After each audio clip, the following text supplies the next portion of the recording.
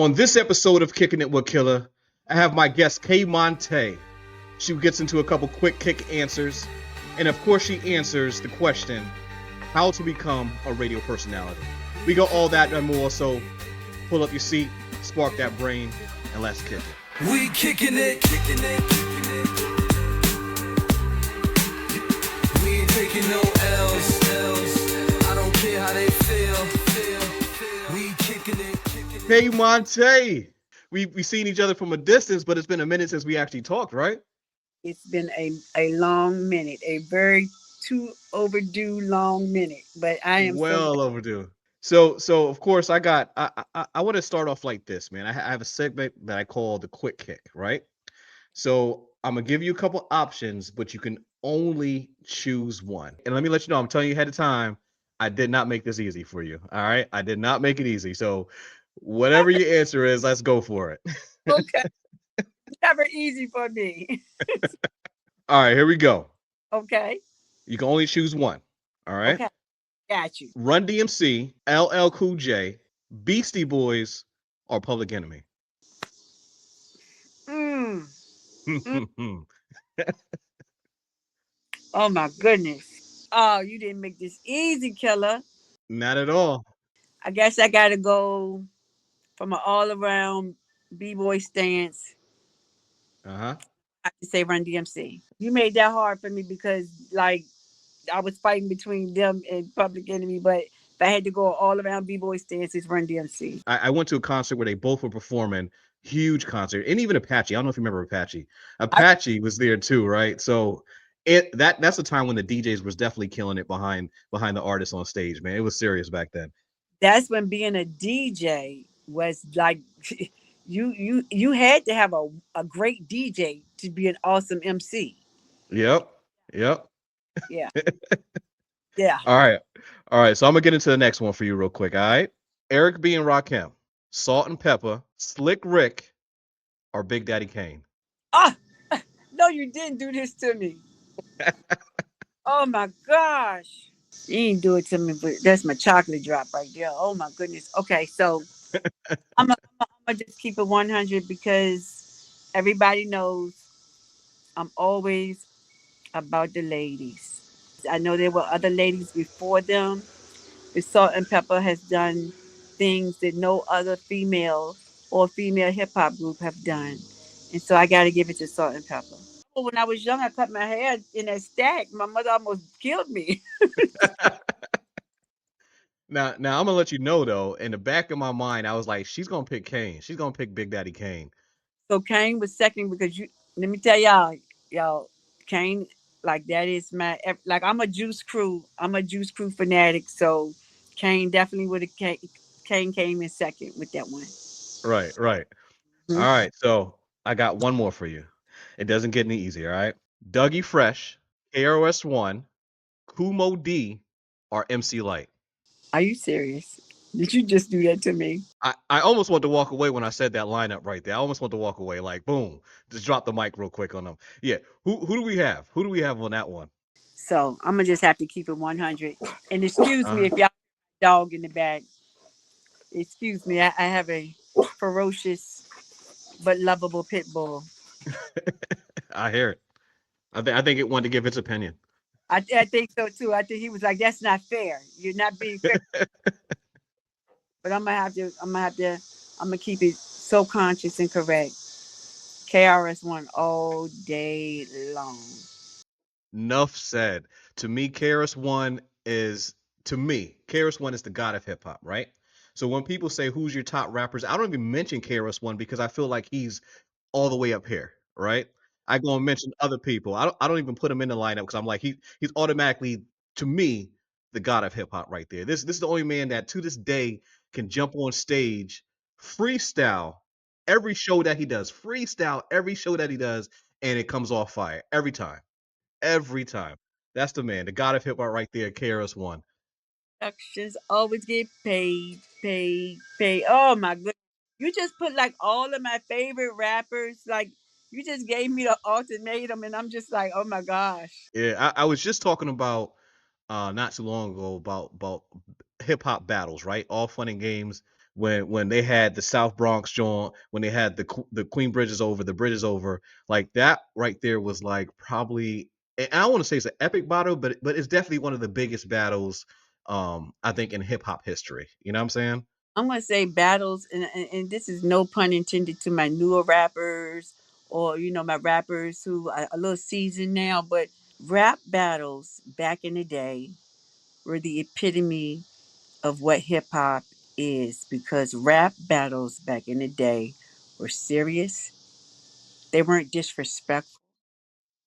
I mean, when you battled somebody, yeah, you had to heckle them or whatever the case may be, but it never got to the point where it was disrespectful like it is now. And like, oh my goodness, I can just think of some rap battles like Kumo D, LL. Goodness, like rap battles. Those were rap battles. Yeah. Yeah, yeah, yeah. You're not gonna get that no. Yeah, I don't know if they are, man, because yeah, those battles in those days was epic, man. Like definitely, uh, if you talk rap battles, I have to say that that era probably was one of the best in rap battles. You know what I'm saying? Yes, I'm old school all day long. If I could just take it back old school and just go back to some of those, yeah, definitely, Hmm. definitely. And you know who?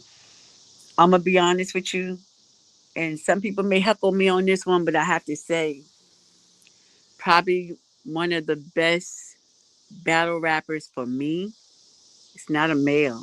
I put my money all day long on Roxanne Shante. Roxanne, I knew it. I knew it. Roxanne. Yes.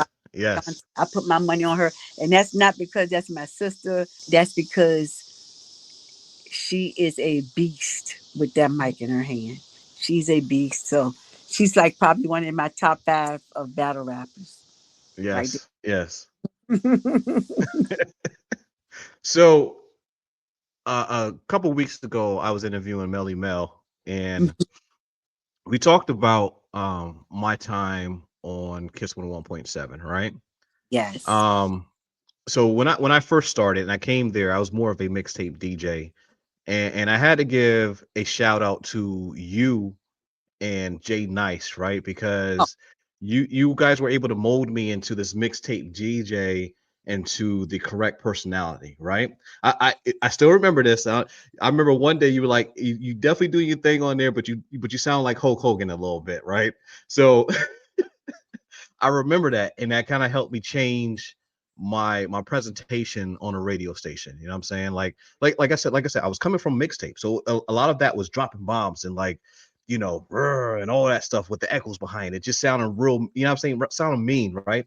And it has to change when you become that radio personality. That has the mixtape DJ Killnoise has its place, but the radio personality DJ Killnoise, it has its place as well. You know what I'm saying? And I definitely have to give you a big thank you for that, for helping me find my ground and then putting me in the right direction. You know what I'm saying? So I definitely appreciate that. Definitely gotta give you your flowers on that. You know what I'm saying? So with radio, um, do you remember your first time that you actually were on the radio, right? yes. And how did that go? Oh my goodness. It was an epic train wreck, okay?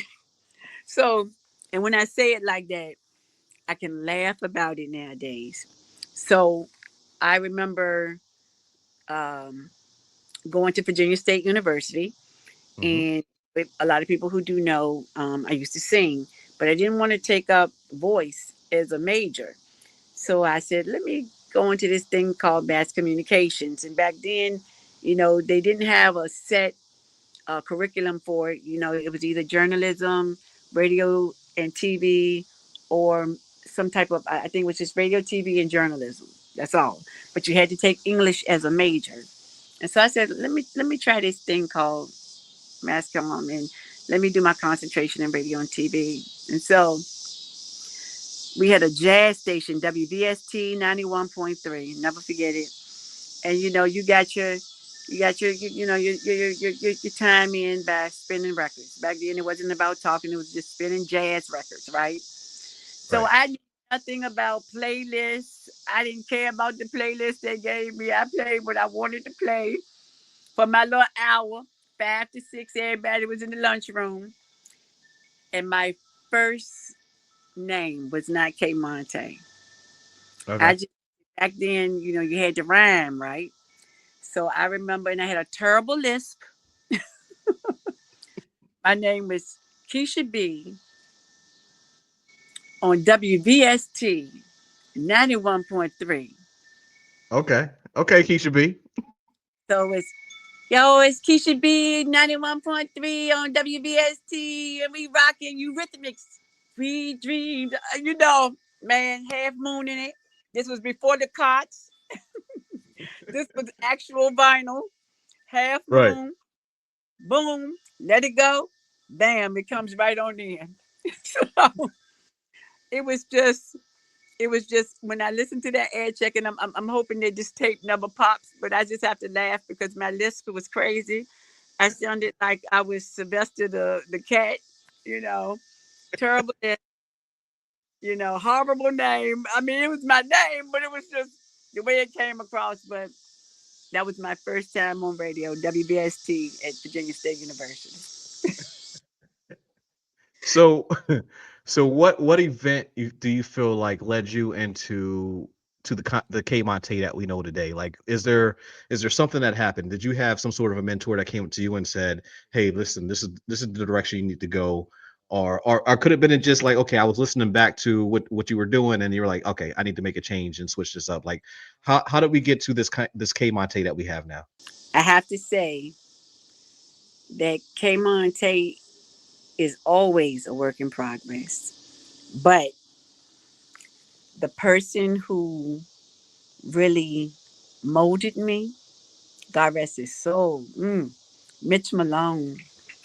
Mm, Mitch Malone from Kiss 99.3, 105.7, The Quiet Storm. When I first started off in Radio 1 on Power 92, I did the midnight shift. Midnight to 6, I came on after the Bad Boys. okay. And Mitch Malone would be actually signing off at midnight. And let me tell you, he is a legend here in Richmond, Virginia. He's a legend. And he put the quiet in the storm. You hear me? And so he would finish his show, and he would do his production, and I would be starting my show. And he would come in from time to time and check me out. And he gave me some jewels that you just don't get nowadays. He said, "Where's your notebook?" I said, "What do I need a notebook for?" He said, "You always write your breaks down. Always remember one thought per break." He said, "Write it down, whether you know it or not. Write it down." He said, "That way you know what you're saying and you don't stumble over your words." He said, "And you already have a clear thought of what you're going to say." And then I just used to watch him, how he would word things and how he would say things and pronounce things. And then I could just see not an animation, but just this epitome of who I wanted to be when I was behind the mic. And he Hmm. owned it. Every break, he owned it. And so Mitch Malone taught me the artistry of being not only a radio talent, but embracing being a personality. And so he cultivated that for me. And the person who inspired me to continue to go with being the force of being K Monte, and I respect him to this day, is Al Payne. He was my program director, my operational manager and program director for Power 92. And I slipped him my air check. He was brand new. And I Uh-huh. wanted, what can I do to get ahead? I want to do peak time. I want more coverage. Right. And I slipped my air check up under his desk, and next thing I know, he brought in a boom box to our first or second meeting that we had. And I'll never forget, he said, he pushed play, and it was my air check. And everybody was looking around, and I was like, oh my God, did I do something wrong? And he said, why is my talent that's on at midnight hitting the post? Why is my talent knowing how to get in and out of breaks? And so he pulled me to the side after that meeting. He said, the only thing I need you to work on is being better than your last show. There are many people that are on air talents, but few that are personalities. He said, and you, my dear, you are what we call an on air personality. Continue doing what you're doing, and I'm going to continue to try to open as many doors as I can for you. That's And good. That's that good. just inspired me. It inspired me. So I am so lucky to be, I feel like the last of the Mohicans with being around true radio personalities, true people who just knew the artistry of radio, and they just cultivated me into being who I was. And then I just had to take that fire and, prove to people that I could do it. And I thank the people in my life for giving me that. And I thank the people that I've been around for being able to understand that when I come with you, when I come at you, I'm Uh huh. coming 'cause I love you. I'm coming because I love you, because it takes nothing to drop a jewel, because you never know what you dropping. That seed that you planting, how tall that tree gonna blossom. And anybody who knows me, when I come at you, when I come to you, if I say something, that's love. It's always love. It's always gonna be love. I see something in you. I see something that I said, just like when you said, Kay, when I said, tone down on the Hulk Hogan, and it was love, and it's always gonna be love. So And it was definitely appreciated, man. I'll tell you that. It sounds like you were completely you were molded by you had the right people around you yeah, to get you to where you're at now. So that's definitely a huge thing. So yeah. I'm assuming most of that time was in Virginia. How did you find yourself on Kiss 101.7 in this small place called Wilmington, Delaware? And I think Kiss at that time, right, when we were all on there, we were all on the radio. I think we had it Mhm. right. The Kiss jams, the way the shows were happening. I know there's like once or twice that you were not on the show and I had to fill in for your show. So I was able to see how your audience and your crowd reacts to you, right? With jumping in a little bit. So I think we had everything right. But how did you find yourself get into Kiss 101.7? I left Virginia because new management had come into Radio One, let us all go, brought in a whole new entourage, and I felt a little defeated at first. I was like, well, damn, I thought that they were gonna pull me up, and so I said, you know what, I gotta leave Richmond to do what I need to do or do what I want to do, and my mission always has been to be in a top 10 market. Okay, I came very close in Richmond to being in a top 10 market, but it didn't happen. But I moved up to Delaware.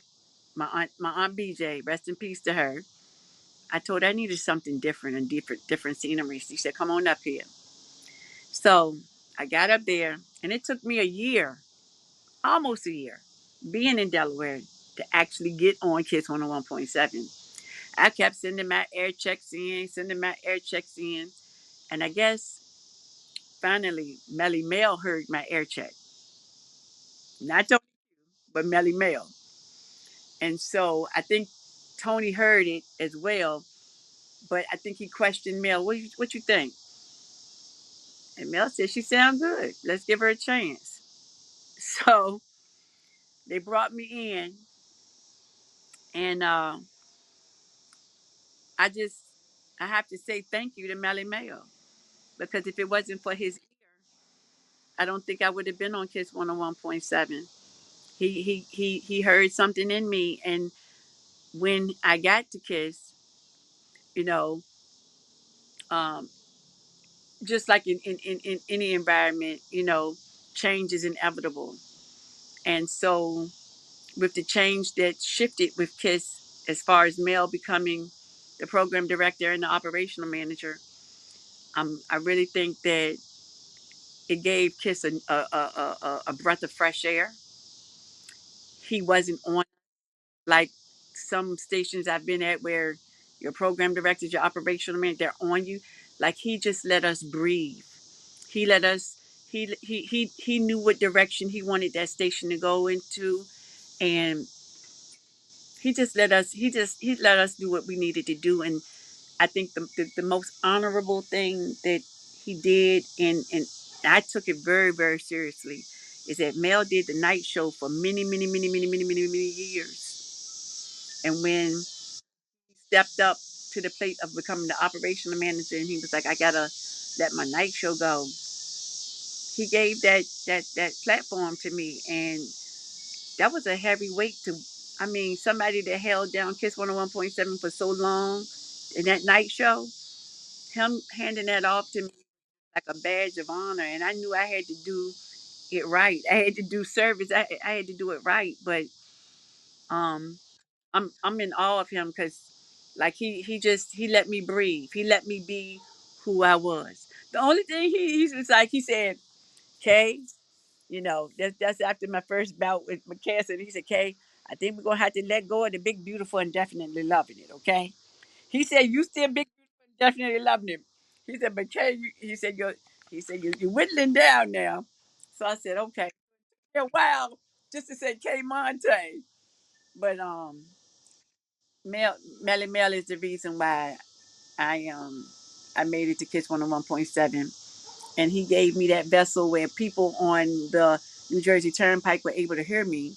So I was heard in Philadelphia on WRB 100.3, and I was heard in Magic 95.9 in Baltimore.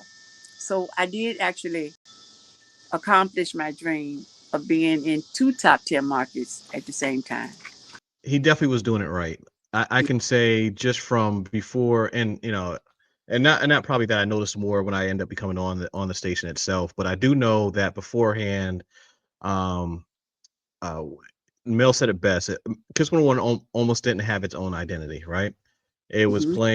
It was all over the place with music, all over the place with music.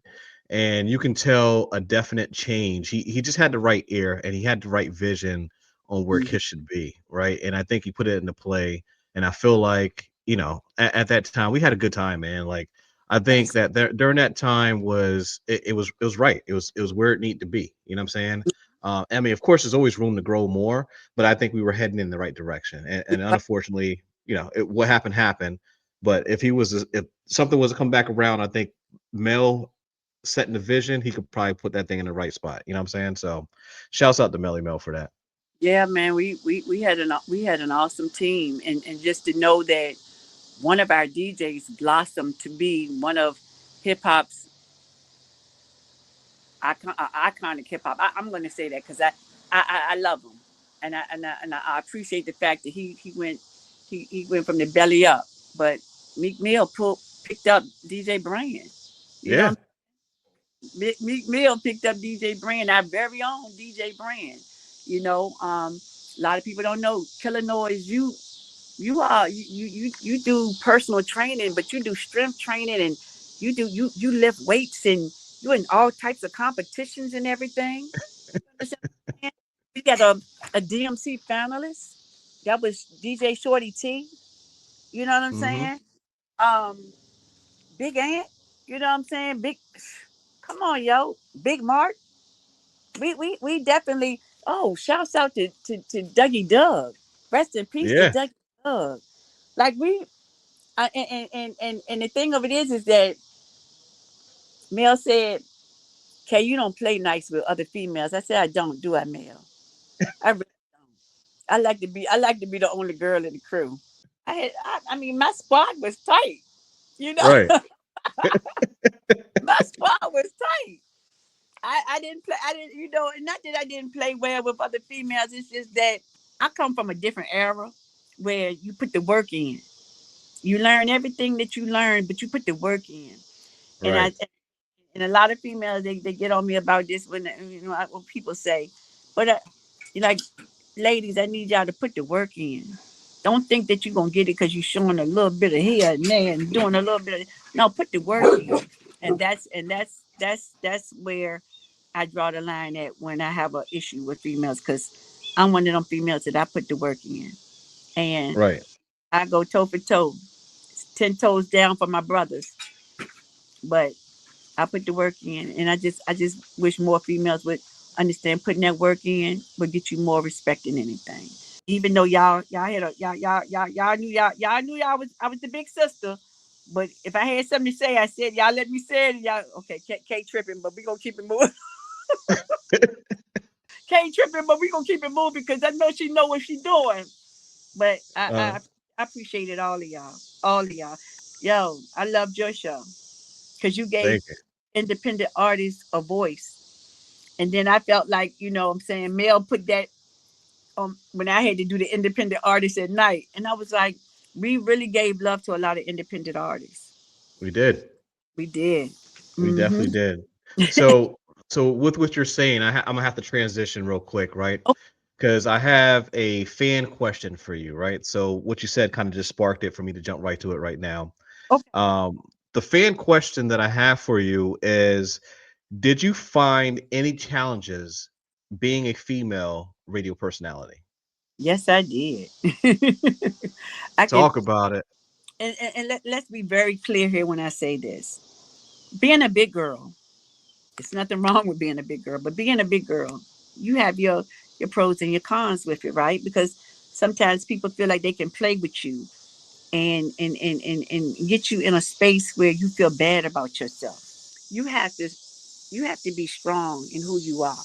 No matter if you're 100 pounds or you're 200 pounds, hey, 300 pounds, you got to be strong in who you are.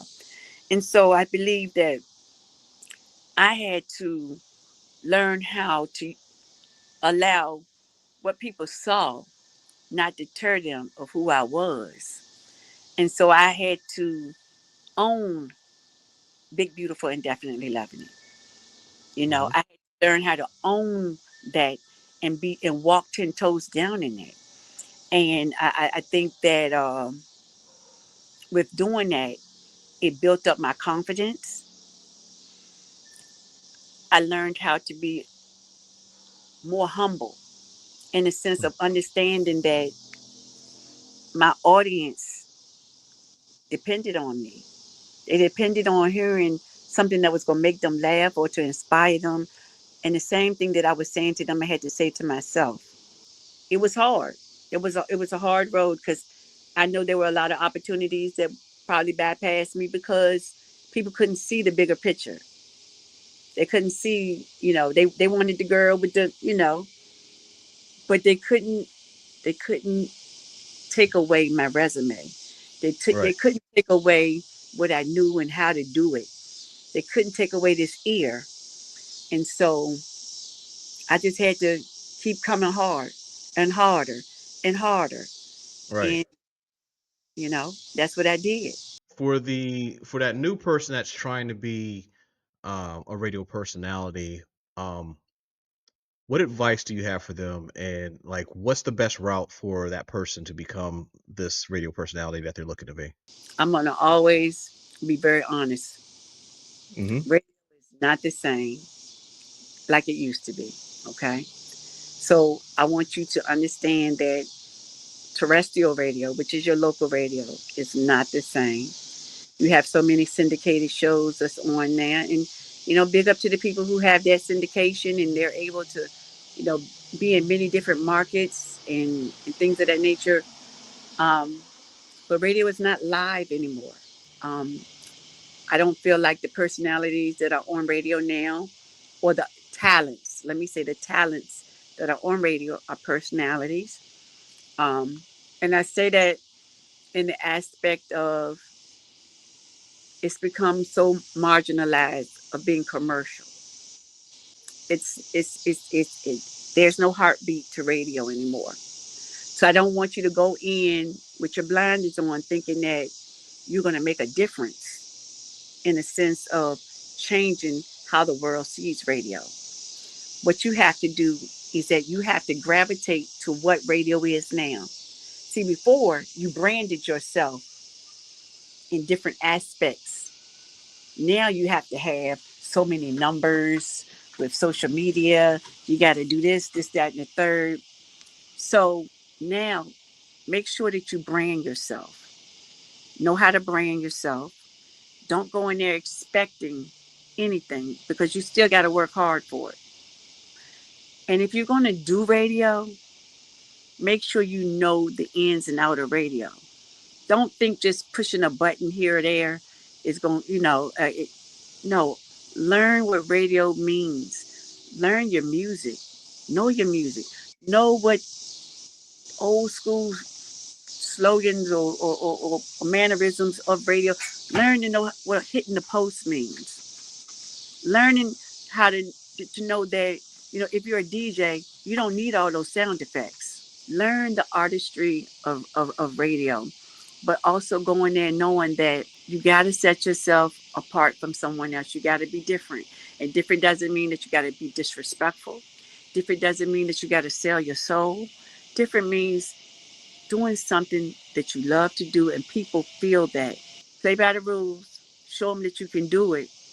Give them the opportunity to give you enough room that you can wiggle a little bit. And then you go ahead on and you start to fly. Brand yourself. Don't buffoon yourself. Work hard at it. Keep doing it. Don't let the haters get you out your square when you're a circle. Okay? And just keep plugging away at it. Right. Don't worry about the money because the money will come. And I say this like, believe me, I can definitely say this.